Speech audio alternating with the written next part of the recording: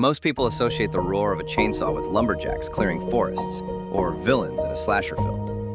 But the chainsaw wasn't invented to cut down trees. It was invented to cut you. Travel back to the 18th century Scotland. Medicine is brutal.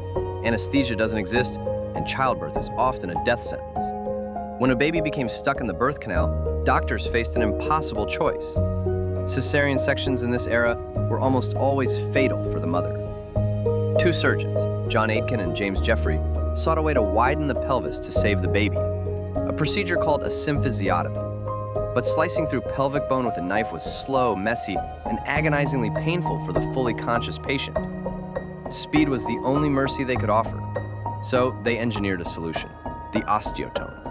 It was a small, hand-cranked chain with serrated teeth, the world's first chainsaw. It was designed to grind through human bone and cartilage in seconds rather than minutes.